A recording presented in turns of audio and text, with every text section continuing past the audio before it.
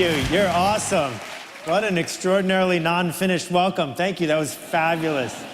So, something else that they don't have a lot in Finland is golf, which is a fine thing, because golf is a really lousy spectator sport. We can acknowledge that. There are two things that make golf such a bad spectator sport. The first one is that nothing good ever happens. And the second one is that in golf, if something good does happen, you're not allowed to wildly applaud. So if you could, help me out here. Give me the worst, measliest, micro golf applause you can muster. Go ahead. That was terrible. Thank you. Can you double it? Double it again? And one more time? Fabulous. Thank you. Thank you. That, ladies and gentlemen, is what we do for a living now. That what we do for a living now, we cannot possibly cause interest to occur. But what we can do is find small threads of interest and amplify it. What we can do is find the disconnected and connect them. That is our mission as marketers, as people who care now. But before we can unfold and unpack all of that, we need to learn to re-see what's going on around us, because when the world changes, sometimes we become blind. So let me tell you what I mean by that. Here's a bat. I grew up, maybe you did, with bats and dinosaurs when I was 5 years old. And if you take a picture of a bat, it turns out, turn him upside down, he turns into a total badass. Here are three bats getting ready for bed, except actually they're at a cocktail party. And my expectation is that from now on, you will never look at bats quite the same way. And so my job today is to help you learn to see the world differently, in a way that makes it so you can't unsee it, because we're living in a revolutionary time. This can be very expensive to get wrong. On my desk back in New York, I keep this box as a reminder of how expensive it is to not know how to see. In this box is something I made. It turns out in 1991 and 92, I had something you did not have then, access to the World Wide Web. There was no, I had access to the internet. There was no World Wide Web then. I saw it, and I said, I know what I'll do. I'll make a book about this internet thing. And so I got a publisher. They gave me $60,000. I hired 5 people. I spent all the money. I made a book. Inside the box is the T-shirt I made for the sales force to promote the book. That book went on to sell 1,848 copies. It was a total failure. No one bought the book. During that same period of time, 2 guys in California named David and Jerry saw what I saw. They had fewer resources than I had. They didn't make a book about the internet. They built a website called Yahoo. And at one point, my half would have been worth $80 billion. And all I got was this lousy T-shirt.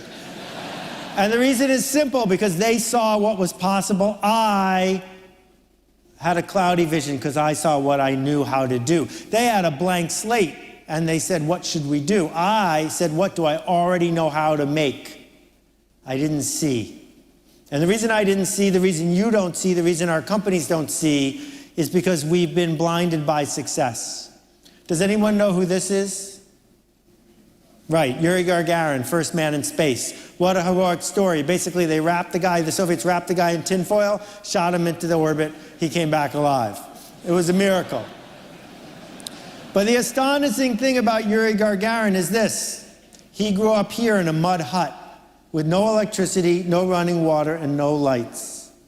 In one 25-year span, human beings went from living underground in a hut to circling the earth. That'll spoil you for industrialism. Henry Ford made us all rich. Henry Ford pioneered and perfected productivity and scientific management. Henry Ford went to the workers of Detroit and he said, men, if you're used to making 50 cents a day, I will pay you $5 a day to come work for me.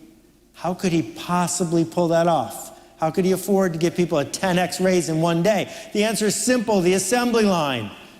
Do your job faster than you did it yesterday. So we took the idea of the assembly line and we spread it everywhere we possibly could, in every industry. The idea was, do what you did yesterday, do it faster, do it cheaper, go, go, go. And so to defend the factory, we created policies and ways of being and gatekeepers, and we made the factories ever bigger. Henry Ford had Ford shepherds that raised Ford sheep to be turned into Ford wool, to make Ford fabric so that they could be put into Ford cars. Because the bigger the factory, the more money you make, the more you control you have. Henry Ford said you can have any color car you want as long as it's black. He didn't say that because he liked black. He said it because black paint dries 4 hours faster than any other color. And if you can make a car 4 hours faster, you can make a car a little cheaper. And so the system. But the system was built on mass. How many people can we get to all buy the same thing?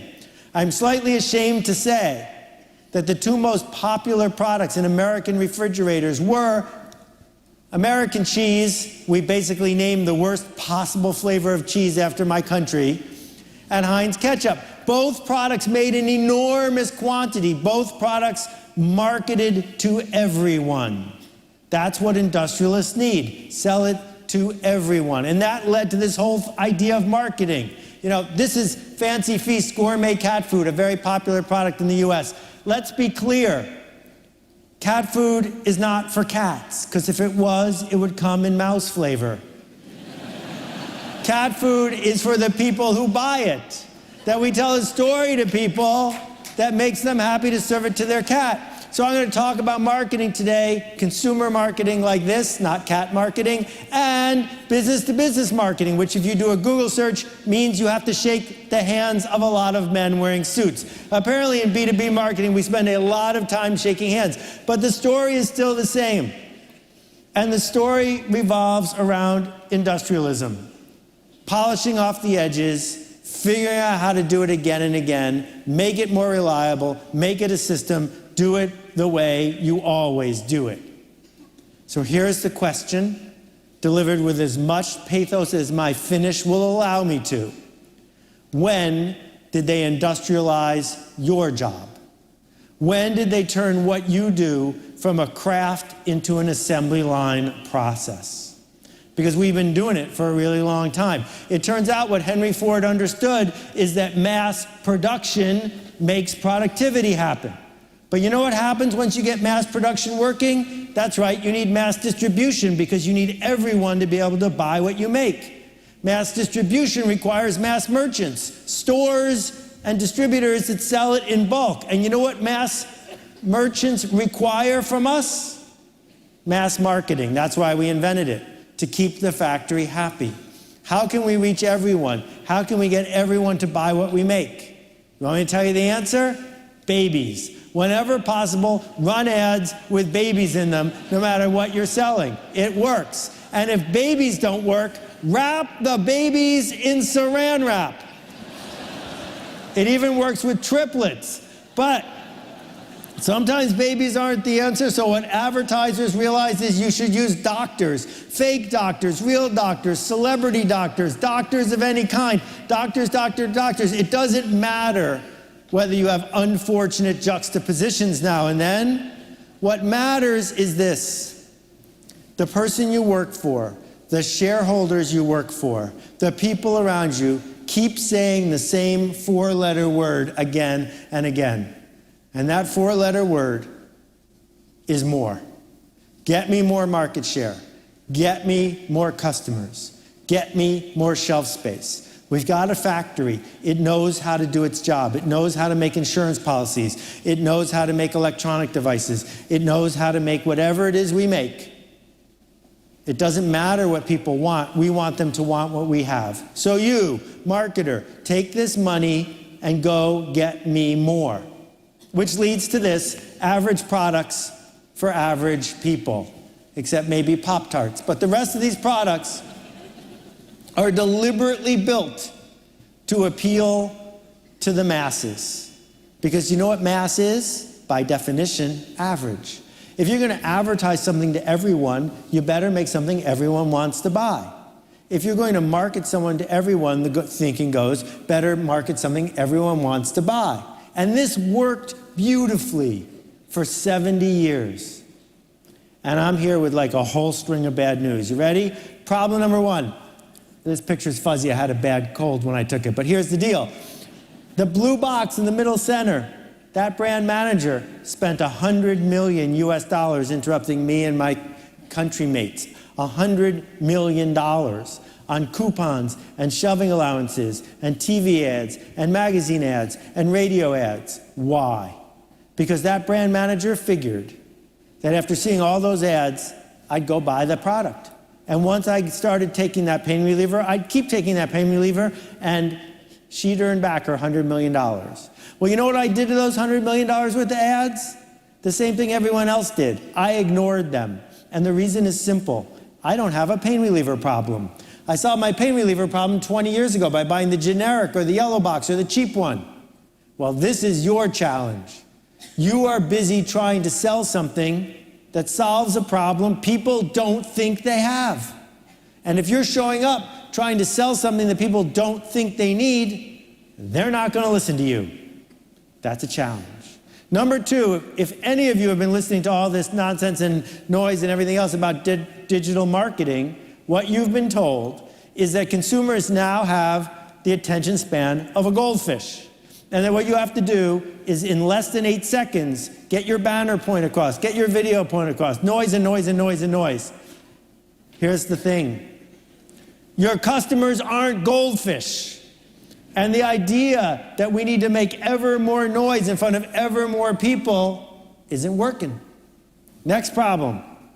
This is a picture I took at the Holiday Inn last night. No, I didn't take this last night. I took this at a Hyatt. I don't know, it's dark. It's 3 o'clock in the morning in a hotel room. That's what it looks like. All hotel rooms look like this at 3 o'clock in the morning. They're supposed to be dark, which makes perfect sense, except that hotels have been telling us for all these years that they're all offering us a dark, quiet room. And when the internet doesn't exist, it's no big deal. You go to the brand you know. But now we've got this thing called sort by price. You put in your neighborhood, sort by price. Here's 20 hotels. They're all the same, take the cheap one. That sentence, they're all the same, take the cheap one, is a real threat to you and the work you do. So, I'm going to drink this water. Hopefully there's nothing bad in it. So, this mindset that we have to find some poor schmo and assault him over and over and over again until one day he buys from us is now officially broken. That people aren't listening. They are choosing not to listen. They have a remote control and they are not afraid to use it. Ladies and gentlemen, we have branded ourselves to death and we have no one to blame but us. We ran too many ads, we took too much attention, we made too many promises, and then we invented the internet and gave everyone a remote control and they are using it. More bad news. In New York City, on 5th Avenue, at 20th Street, I can stand in one spot. And in that spot, I am less than 350 feet away from 6 different stores where I could buy yoga pants. The dreaded yoga pant shortage is finally over. And the thing is, whatever you make, the same thing is true.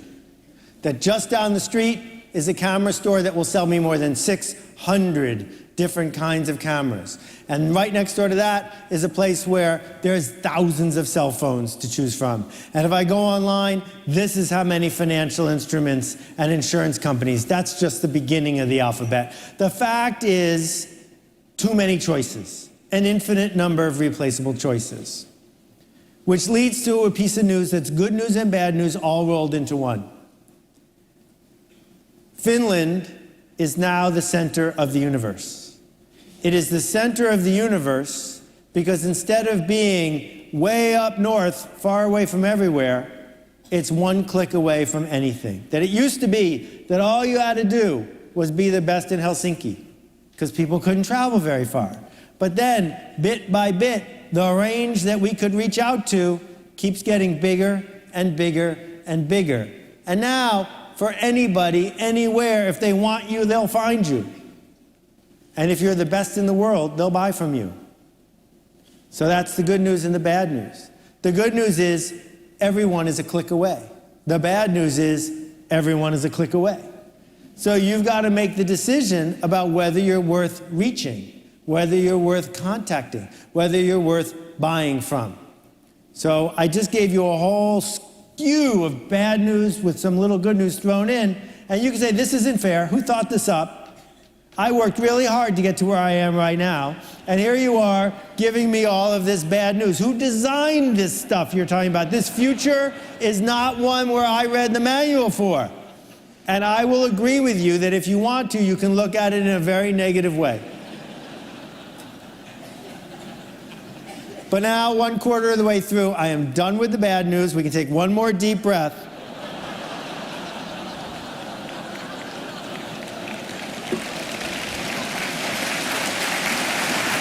Because from here on in, it's all good news. You ready? Here we go. Some people say the answer to this question is big data. Track more people, get more information, understand where everyone is at all times, track and track and track. Here's the problem with big data. Big data is in the rearview mirror. Big data tells me what people did yesterday. I am way more interested in customer leadership, not customer management. Customers don't want to be managed, they want to be led. And we can't lead by sneaking around looking at everyone's data. We're going to lead by doing something braver than that.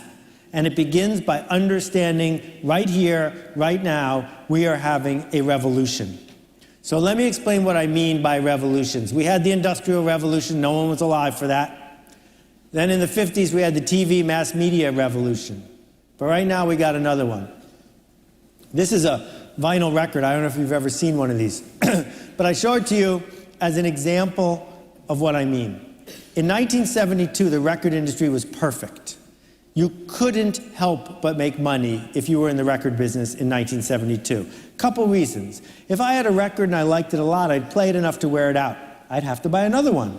Or I'd loan it to Bruce. Then I wouldn't have it anymore. I'd have to buy another one.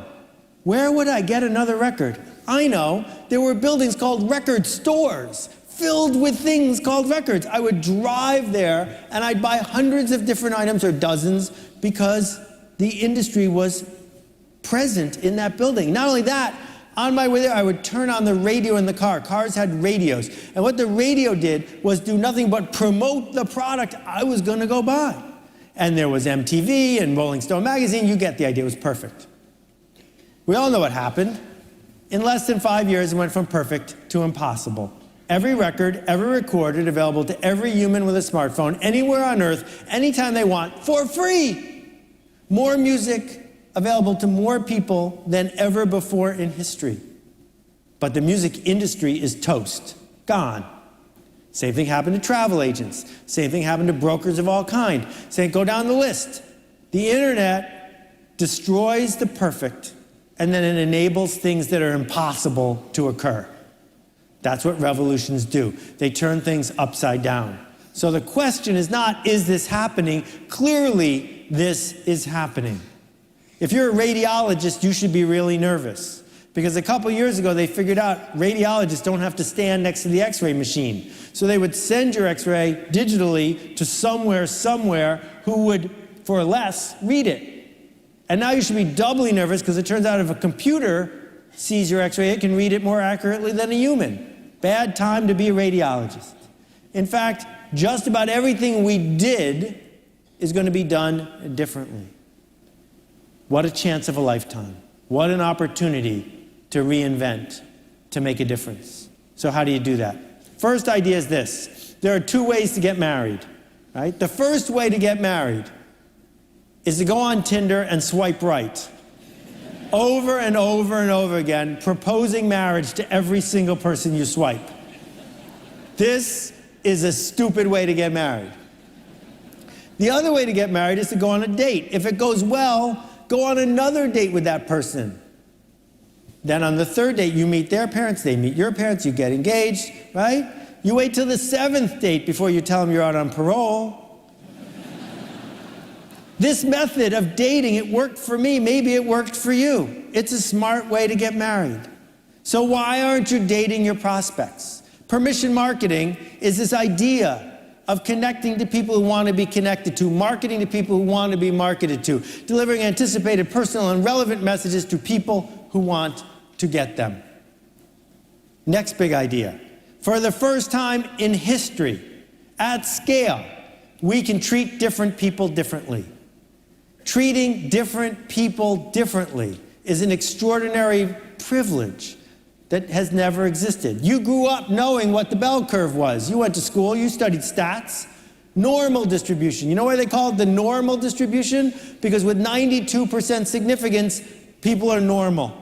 A couple standard deviations of weirdness out there, you can ignore the weird people, sell to the normal people. Average stuff for average people. It's the only smart solution, except the curve is melting. Bit by bit, day by day, if you give people a chance, they take a chance. If you give them a choice, they make a choice. There are now more weird people than normal people, because the only ones who are listening to you are the ones who care. The only ones who are listening to you are the ones who know they have a problem. It's the weird people that are going to raise their hand, that are going to pay the money, that are going to talk about you, that are going to show up. So instead of worrying about the middle, where they can't stand you, it's at the edges where we get a chance to make a difference.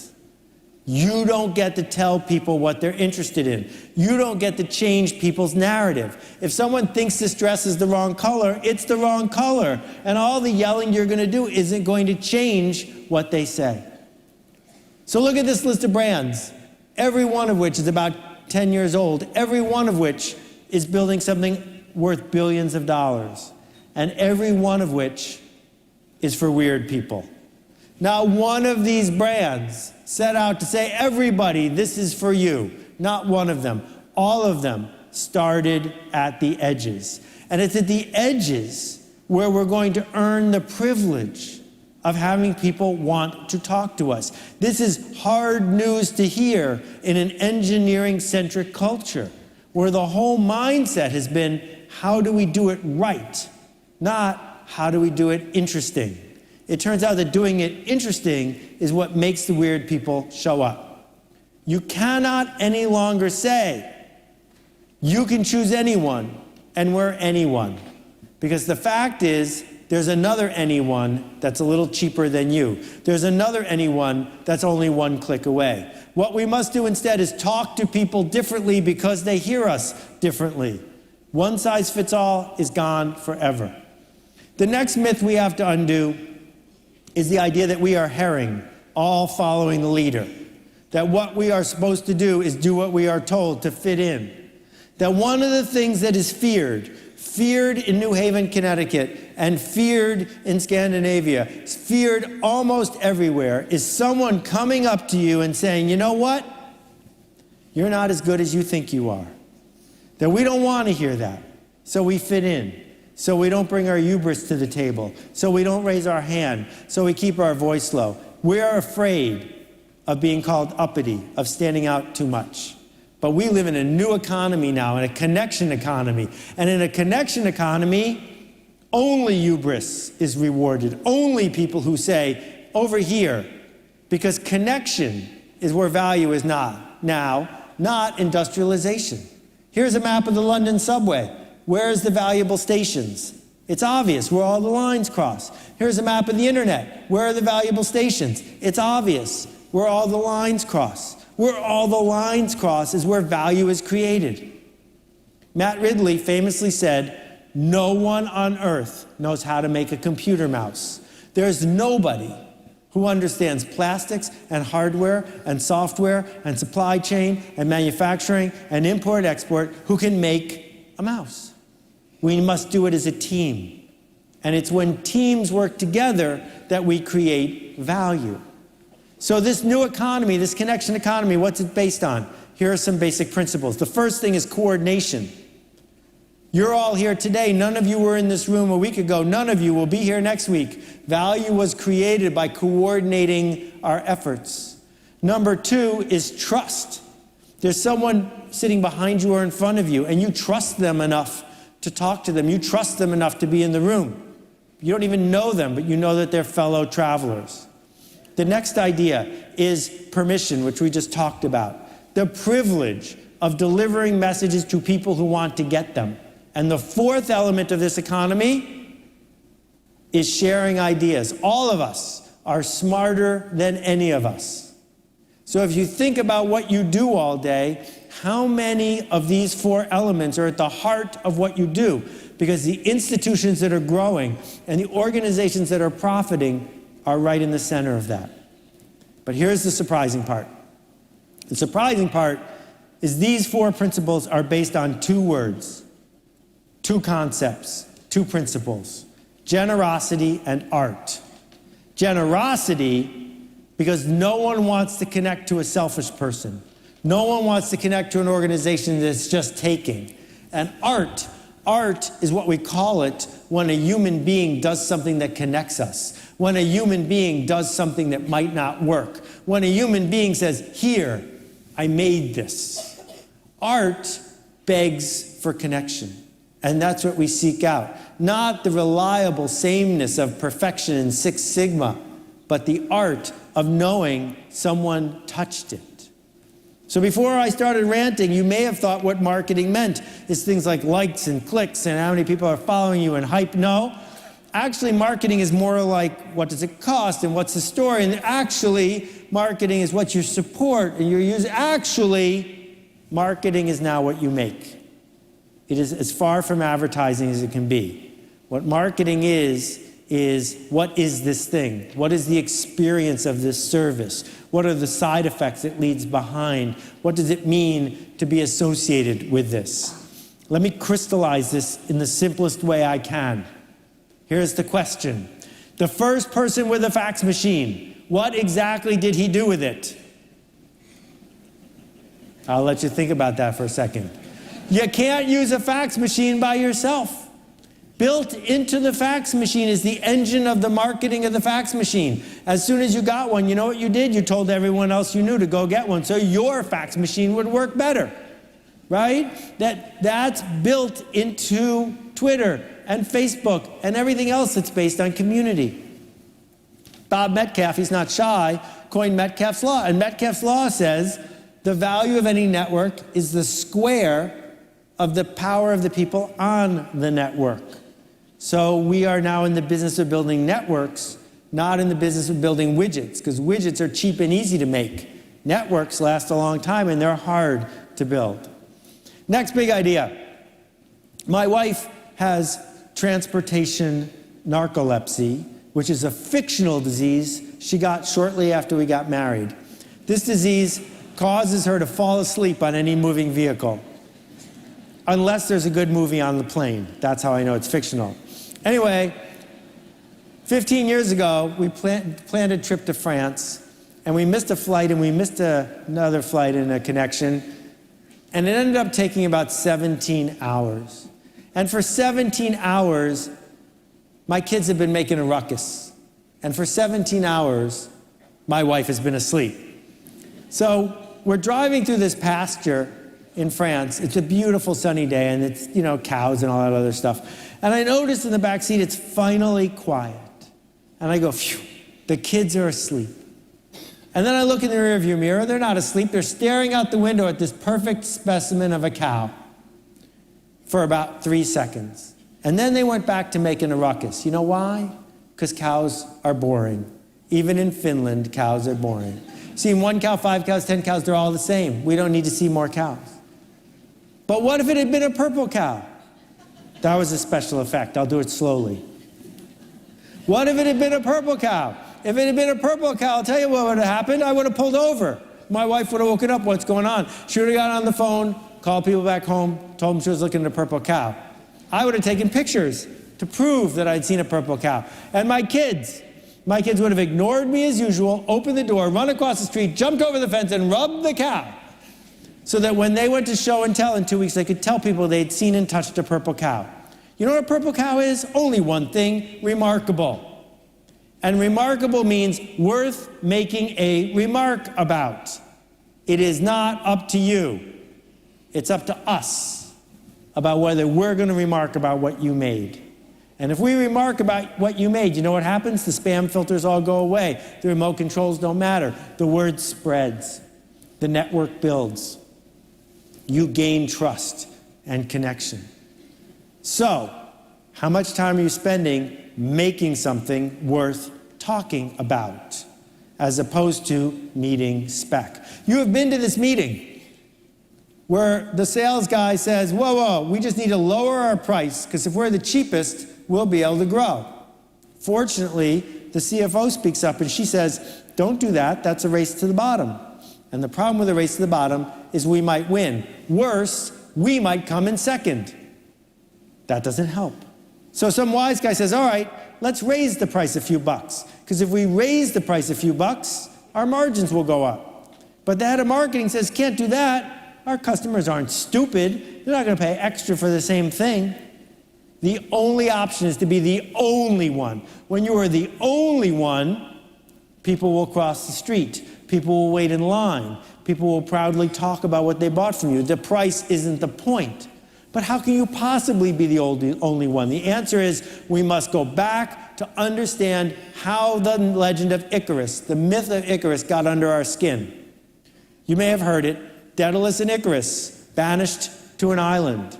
Daedalus makes a bunch of wings out of feathers he finds on the island. He affixes them to Icarus's back and he says, my son, fly away, but don't fly too high because the sun will melt the wax and you will die. Icarus disobeys his father, flies too high, he dies. What is this myth about? It is about obeying your father. It is about doing what you are told. It is about not getting uppity. It's about the opposite of hubris. The astonishing thing about this story is they changed it in 1850.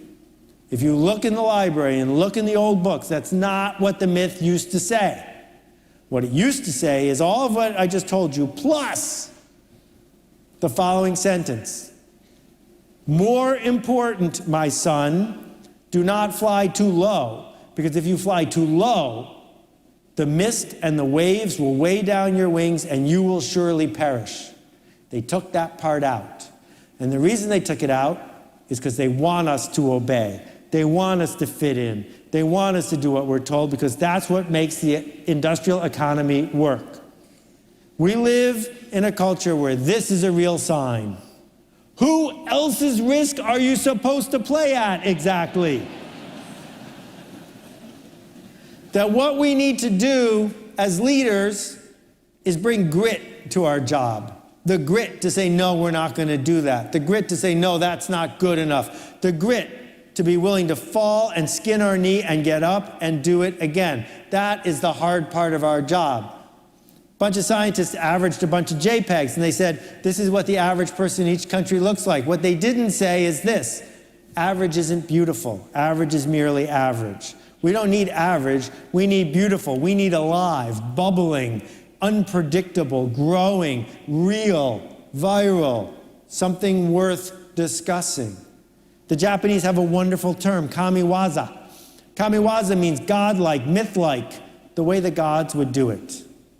Ironically enough, what it actually means is fully human, fully present. That this cheetah who's running through the jungle, he's not saying, I wonder if I left the oven on, and I don't know if I'm prepared for my meeting on Tuesday.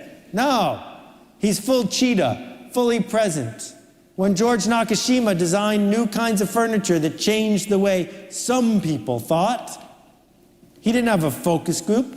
He just showed up, full Nakashima, totally present. Frank Lloyd Wright, the most famous architect of all time, designed this building in 15 minutes on the back of a paper bag. And then he went to the client and he said, here, I will build this for you if you wish. He didn't say, let's have a bunch of meetings and I can figure out what your needs are and we can average out the house and maybe we'll come to some compromises. Frank Lloyd Wright was fully present. He said, here, if you wish, I will make this for you. So if you're afraid of flying, please don't look at this. These are 747s coming in for a landing in London. And what you'll see is they're dangerously and dramatically off course. So they fly back to Paris and start over. Actually, that's not what happens. What happens is they adjust.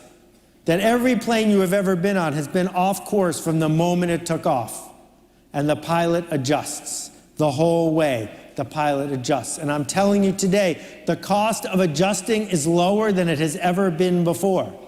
That what we can do now This side wins. What we can do now is put things into the world and adjust. Encounter people and adjust. That is what is being demanded of us. So if you visit Kenya, one phrase you might hear is the word sawubona. And sawubona means, I see you. It means, I know you are here. I know who you are. I respect you. I am willing to engage with you. Is there anything our customers want more than sawubona? To be seen, to be known, to be people? If we are willing to extend ourselves this way, we get the chance for enrollment. Enrollment means, yes, I want to go on this journey with you. Enrollment means, I will follow your lead. Enrollment means you're not doing marketing to me. It means you're doing it with me. I was at a restaurant in Indiana. They had this sign on the menu. It was so unique, I had to take a picture of it. Can you imagine a typical institution saying something like this? Saying, you're human, we are humans, let us deal with it. So why is this so hard? Something's gone on that made it so hard for us to be human, to stand out, to be creative, to have a new idea. Well, here's the deal. Mary Shelley wrote a book called Frankenstein. It was a seminal work in the history of science fiction and horror stories. I don't want to talk about Frankenstein. I want to talk about Mary Shelley's husband, who was a hack named Percy Shelley. He was a hack poet. And he wrote an essay about poetry, how it's reserved for the genius, that if the muse shows up, you can write poetry, and if it doesn't, you're out of luck. Don't bother working hard at it. Don't bother being a working man poet. It's not going to happen. If you don't have it, you don't have it. He invented writer's block. Writer's block did not exist before Percy Shelley wrote about it. There's no such thing as writer's block. Writer's block is an invention where we say, I don't have the right idea. I can't be creative. It's somebody else's job to lead. I don't know what to say. I don't have a question. We made all that stuff up. All writer's block is bad habits plus an inability to dance with our fear. The bad habit of waiting for the right answer. The bad habit of asking, what kind of pencil do you use? The bad habit of saying, I'm not in the right emotional moment, right? And instead, we want the fear to go away. The fear is not going to go away, but we can learn to dance with it. First, with mise en place. That's what a chef calls it when they lay out all the ingredients all chopped and prepared before the orders come in. Then when we understand that it's our job to be creative, it's our job to speak a truth, it's our job to lead, we can organize to do it. The Finns are really good at doing their work, and now this is their work. The next thing is that anchors are often associated with something thrown overboard that sinks us. But we can anchor up. We can promise ourselves and the people around us, you will get something big from me tomorrow at noon. Not at 12:05, but at noon. We can say to our team, we will brainstorm our way out of this and we're not leaving till we're done, because we are each capable of doing it. There is no such thing as a genius. If Einstein is a genius and I'm a genius, then you're a genius too. Everybody is capable of this. But that's the last time I'm going to reassure you, because reassurance doesn't work. You will probably fail. You will probably be ridiculed. You will probably bring things into the world that don't work. You will probably bring more things into the world that don't work. That's just true. The same way, if you run a marathon, you will get tired. And anyone who reassures you, oh no, just run for 26 miles, you won't get tired, they're lying. Well, the same thing is true of our desire to make a difference.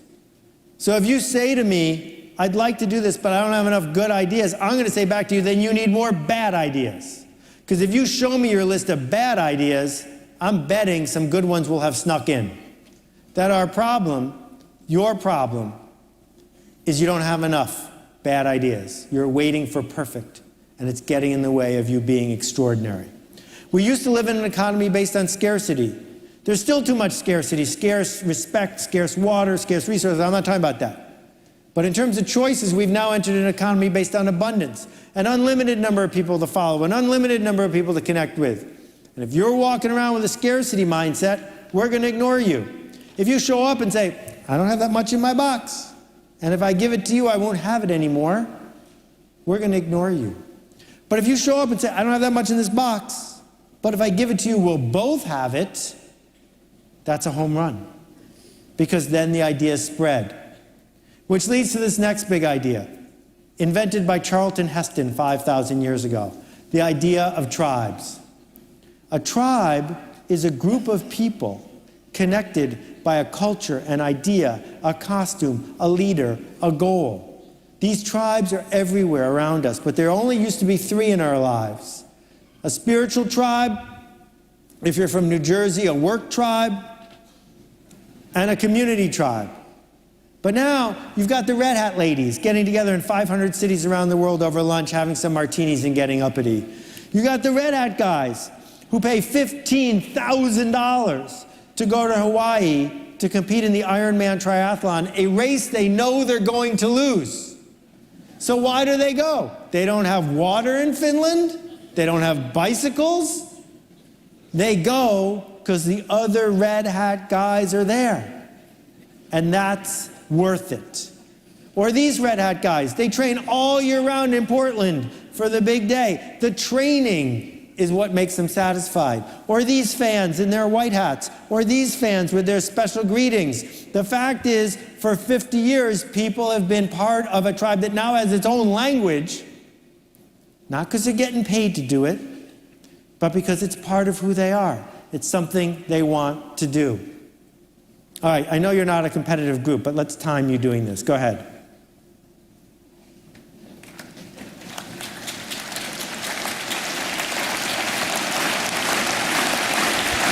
Okay, stop. It took this side of the room 6 seconds. Took you guys about 8 seconds. You guys are killing it.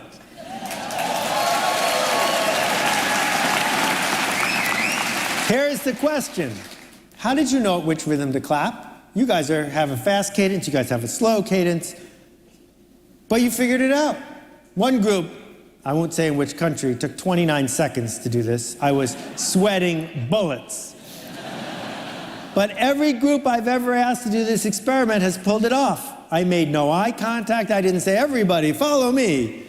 And yet you figured it out in less than 10 seconds. How? It turns out we like doing what other people are doing. That's why humanity works. That's why culture works. Look around. Is anyone in a prom dress? Anyone in a tuxedo? How did you know what to wear today? Was there a memo? Right? Some people wish there was a memo, but you spent time thinking. I wonder what people will be wearing today. That's what I'm going to wear. We like doing what other people are doing. Not all people, just our people. We want to be in sync with our tribe. So here's the question. Whose job is it to tell everybody how to be in sync? Yours. It's your job to connect people who want to be connected, to invent a culture on purpose, to challenge people to go to the next level, to communicate and commit and be clear about how you do it. That is the job of the future. That is what people want. They want to be seen, sawubona. They want to be connected. This is our culture. This is our economy. You don't have to invent these people. The Beatles did not invent teenagers. They just showed up to lead them. Bob Marley did not invent the Rastafarians. He just showed up to lead them. So if you came for a marketing talk, I'm about to give you a marketing talk. It lasts one slide. Here we go. Marketing today is this. People like us do things like this. We got to figure out who the people like us are. Are they people I want to be like? And we have to figure out what do things like this means. People like us do things like this. And we get to invent the product, and we get to invent the culture, and we get to invent the movement, and we get to invent or lead the tribe. So how does this work commercially? Here you go. Almost nobody gets a Suzuki tattoo.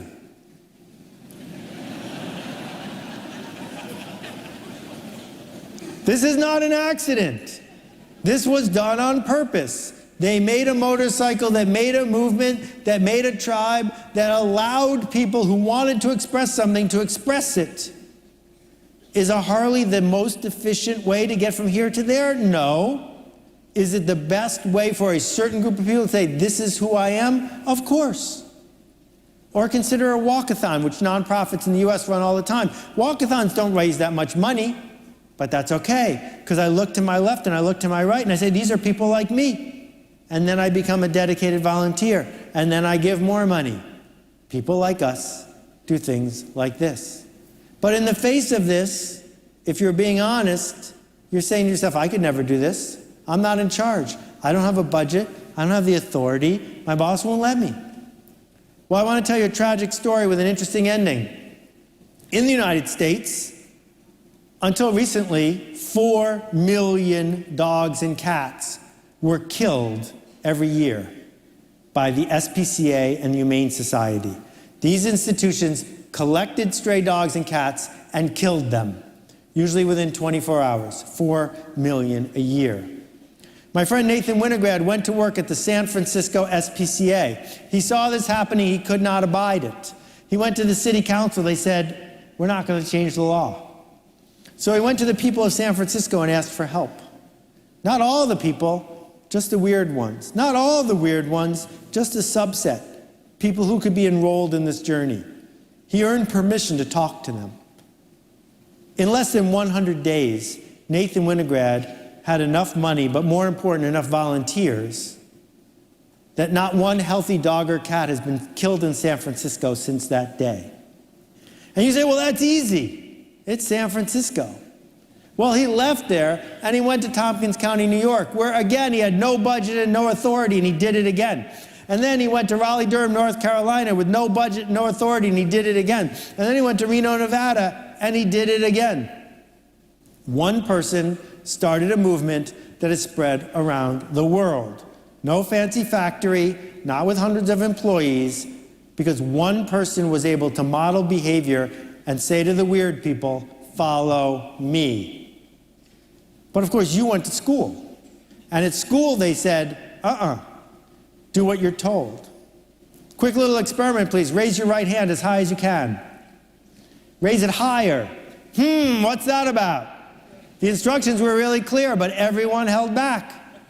They always do. Why hold back? Because you learn from a young age that your teacher and your coach and your parents and your tiger mom and your boss are all going to ask you for more.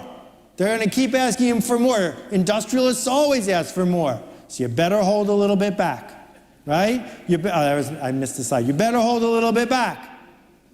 Because that's the bargain of industrialism. You know who doesn't hold anything back? Artists don't hold anything back. When Beckett was writing Waiting for Godot, he didn't say, oh, I've got some good lines, I'm going to save them for the next play. Right? That when we go to school, we are taught to fit in. When we go to school, we are pushed to be normal. The reason they want us to fit in is so they can ignore us. Because that's what industrialists wanted, replaceable cogs. Managers just want us to do what we did yesterday. Leaders don't know what's coming next. I'm here to tell you Finland needs no more managers. We don't have a manager shortage. We need leaders here. People, yes.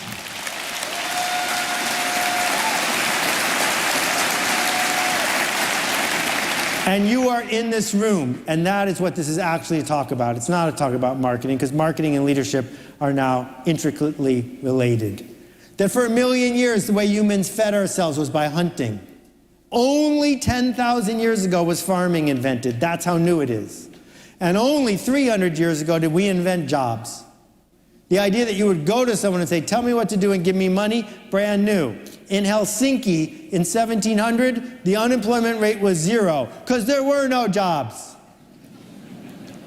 And I'm betting we're going really fast to a new place where the stuff we think of jobs is going to go away again. And the good ones are going to become art.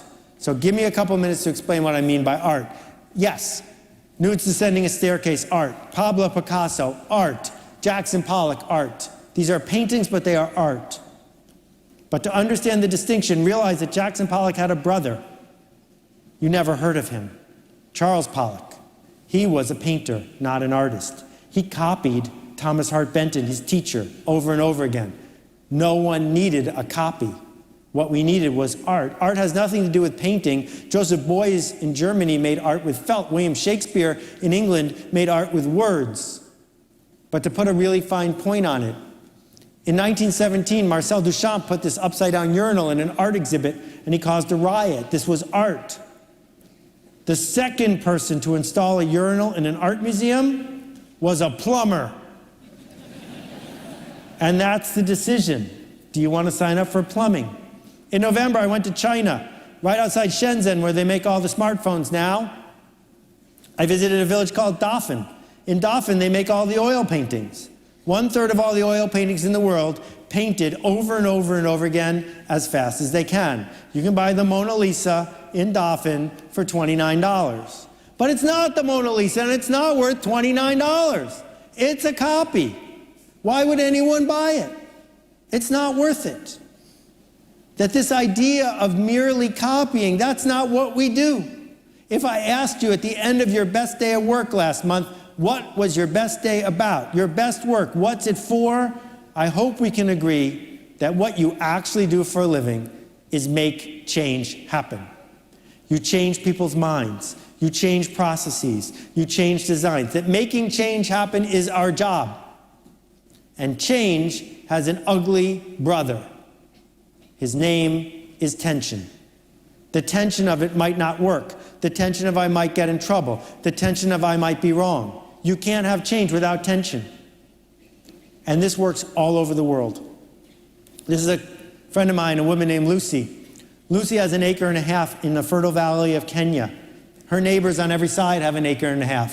On 1.5 acres of land, you can barely make a living. On 1.5 acres of land, you are a subsistence farmer, one crop, and people are going to go hungry if it goes wrong. Lucy doesn't use farm-saved seed. She buys for $30 hybrid seed from Western Seed. And as a result, she can grow so much more corn she can sell for $3,000. She used that money to buy 2 cows from Jehudi Kalimo on credit, which made her enough money to start a tree farm, which made her enough money to start a taxi company. And Lucy has under her bed 1 million Kenyan shillings in a cigar box and has paid for all 9 of her kids to go to private school. And on her left and on her right, her neighbors are subsistence farmers. Hey, Lucy, I say, what's this about? She says, I'm thirsty. It's that simple. I'm thirsty. I'm not going to take what's on offer. I'm going to figure out how to make something better. People say to me after one of my rants, all right, I got my notebook out. I'm ready to write down the bullet points. Give me the map. How do I go from here to there? I can't give you a map. I can't even give you a fictional map, because if I gave you a fictional map, you'd be a plumber. But that's not going to work, because we need you to make art instead. Again, hard to do, because this is a real book. People pay money to learn how to raise invisible sheep without making any mistakes. That in Finland, like many places, competence is prized. Competence is overrated. We no longer have a competence shortage. If I can write down what I need you to do, there's certainly someone somewhere in the world who's cheaper than you. And so the internet comes along. You've seen the free hugs video. It went viral. It's funny. This guy hates the free hugs video because he worked really hard to pay his dues. These guys don't care. They're happy to sell free hugs all day long. So the same thing happens to everybody who makes a commodity. The bottled water guys, they've told us it's all the same. So give me the close one or the cheap one. I'm not going to pay extra. I mean, they tried this. I give them credit, but it didn't work.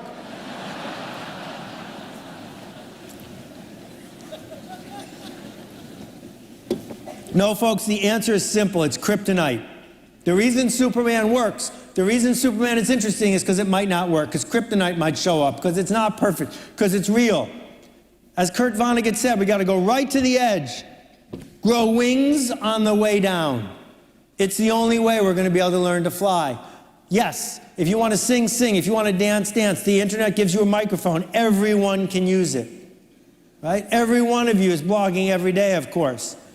Sharing what you know, spreading the ideas, earning our trust, connecting with people. You're all innovating, but you work for people who say, I'd love to innovate, but what we do is so important, failure is not an option. But if they say that, you must say back, then neither is success. Because all innovation is failing again and again and again until you figure out how it works. That's all we've got. It's all we can do. An easy way to remember it. The guy who invented the ship also invented the shipwreck. It's up to you to decide to get on the boat or not. So the last foreign phrase of the day is salto mortale. I think my batteries are dying. Salto mortale, the leap into the void. What does it feel like in that moment where we're between here and there? When the hubris is at its maximum, when we're not sure. One way it feels is, I better not do that because it's just a little too soon. Let someone else go first. You know what? It's always too soon. When Gutenberg launched the printing press, 93% of the people in Europe didn't know how to read. This is a stupid time to launch the book. Not only that, 15% of the people needed reading glasses in order to read, and they hadn't been invented yet. And there were no bookstores. He should have waited for the Kindle. Or when Carl Benz launched the car, it was against the law to drive in Germany. He needed a letter from the king. There were no roads. A real impediment, there were no gas stations, and there were no all-night drive-through liquor stores. He should have waited. So there's a big difference between being ready and prepared. All of you are prepared, because that's what Finns are. But none of you are ready. It's impossible to be ready, because to be ready means to be sure. And when you look on the internet, Google a video for riding a bike. All the videos show you what it looks like to ride a bike, which is nothing but people falling off the bike. Because we can't possibly be interested in people who can successfully ride a bike. Instead, we just talk about all the bad things that are going to happen. We have a voice in the back of our head that says, don't do that, you'll fail, an alligator will eat you, you will fall off a cliff, a shark will land on your house. Do not fly too close to the sun. Here's the thing, Helsinki. Every 3 years there's a conference of physicists called the Solvay Conference. This is the photo from 1927. You may recognize, there's Marie Curie, Albert Einstein, Niels Bohr. It's said that Heisenberg was there, but it's uncertain. The key thing about this picture is there are 29 people in it, and 17 of them won the Nobel Prize in physics. And almost all of them won it after the photo was taken. You didn't get invited to Solvay because you won the Nobel Prize. You won the Nobel Prize because you got invited to Solvay. So here you are again at the Nordic Business Forum. Someone here is going to change everything. Someone right there and someone right there. Maybe more than that. It's just about choosing. To understand that it is always too soon. That more hubris is better than less hubris. That the resistance, that voice in our head, isn't the point. That fear isn't the opposite of creativity. Creativity is the opposite of fear. That we don't have to act like sheep if we don't want to. So you may remember the great movie Singing in the Rain. And in the epic scene, Gene Kelly is singing and dancing up a storm with his whole heart. But until this moment, you probably didn't realize he had an umbrella the whole time. But it's not called singing with an umbrella. It's called singing in the rain. The rain is the point. The uncertainty is the point. The vulnerability is the point. That what I am begging you to understand is our willingness to say, here, I made this, is universal. It's universal. There's no border around Finland that says we can't do this. Yes, you can do this if you care enough. The fact is, some people, you give them a mile, they will take an inch. But that doesn't have to be you. It doesn't have to be us. What we have now is the privilege, it is a privilege, to bring a different kind of passion to our work. A passion of connecting and of doing it because we can and because we want to. There are people out there, disconnected people, lonely people, people who are disrespected, people who need you and need something, and they're saying to you as clearly as they can, please, we need you to lead us. My friend Shalene gave me the line that I like to finish with, which is simple. Everybody here is already successful. There's no doubt about it. That's not the question. The question is, will you choose to matter? I hope you will. Thank you very much.